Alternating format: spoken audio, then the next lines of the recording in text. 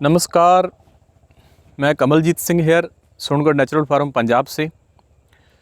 आज मैं किसान साथियों आपके साथ एक बात शेयर करना चाहता हूँ कि हमारी जो जैविक खेती करने वाले किसान हैं, जो कुदरती खेती करने वाले किसान हैं, उनके खेत में वेजिटेशन का डिज़ाइन क्या होना चाहिए, वनस्पति का डिज़ाइन क्या होना चाहिए। इस सृष्टि पे 2 तरह की वनस्पति और 3 तरह का जीव जगत है। एक तो वनस्पति वो है जो हर साल उगती है और ख़त्म हो जाती है, जिनको वैज्ञानिक भाषा में एनुअल्स बोला जाता है। और दूसरी वनस्पति वो है जो एक बार उगती है और लंबा समय चलती है, जिसको पेरिनियल्स बोला जाता है। हर साल उगने वाली और ख़त्म होने वाली वनस्पति, और दूसरी एक बार उगकर लंबा समय चलने वाली। मोटा मोटी देखें तो ये फसलें और नदीन्स ये वनस्पति हो गई, और हर साल लंबा समय चलने वाली जो पेड़ है, वृक्ष है, ये दूसरी तरह की वनस्पति। और 3 तरह का जीव जगत है। एक वो जीव जगत जो धरती के बीच रहता है, जितना माइक्रोब्स हैं, सूक्ष्म जीवाणु हैं, जो धरती के बीच रहते हैं। दूसरा जीव जगत वो जो धरती के ऊपर रहता है, जैसे मनुष्य हो गया, गाय भैंसें हो गई, ये दूसरे तरह का जीव जगत है।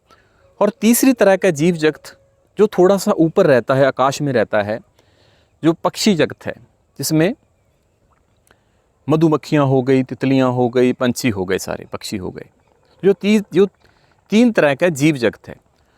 तो अब नेचर का कमाल देखिए, कितना कमाल का रिलेशन आपस में परस्पर रिलेशन बनाया है नेचर ने इन दोनों का।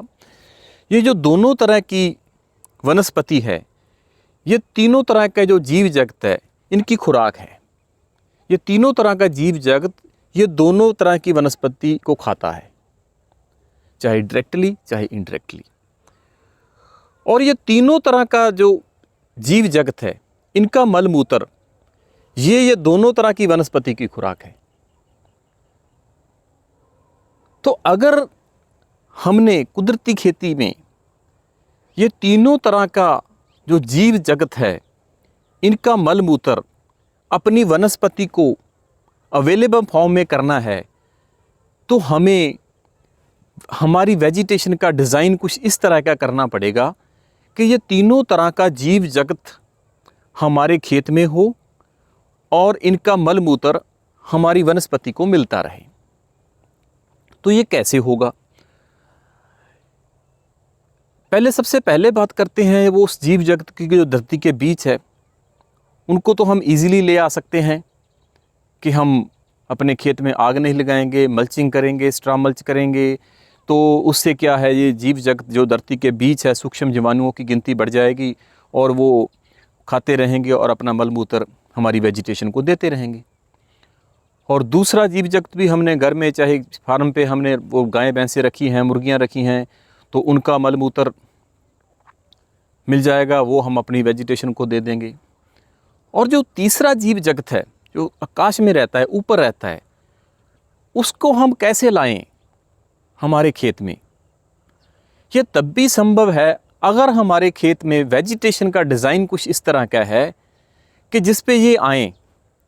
अगर हमारे खेत में पेड़ हैं तो ये जीव जगत आएगा, अगर पेड़ नहीं है तो ये जीव जगत नहीं आएगा।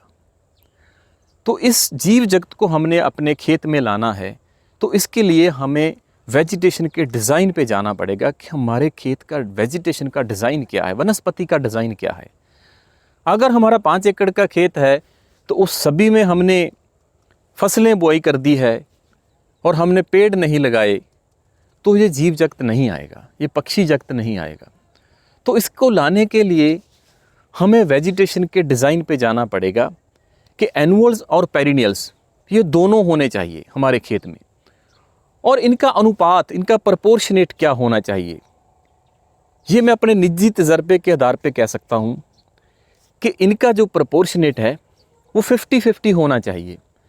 तो 50% रकबा हमारा वेजिटेशन के नीचे होना चाहिए, एनुअल्स के नीचे होना चाहिए, और 50% रकबा हमारा पेरिनियल्स के नीचे होना चाहिए। तो फसलें और पेड़ ये दोनों बराबर अनुपात में होने चाहिए। मैं पिछले 7 साल से जैविक खेती कर रहा हूँ, जब तक मेरे पेड़ बड़े नहीं हुए थे तो मेरे खेत में ये पक्षी जगत नहीं आया था। तो मुझे बाहर से रूढ़ी की खाद डालनी पड़ती थी, तो प्रोडक्टिविटी बहुत कम थी।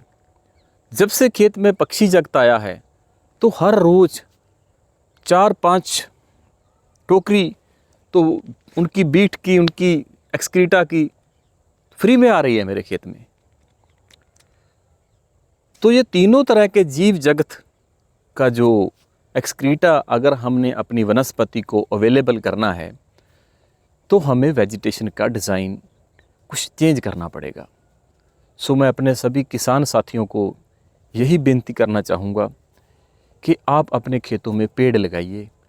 आप जो एनुअल्स और पेरिनियल्स की रेशो है, कोशिश कीजिए कि वो 50-50 होनी चाहिए। Thank you.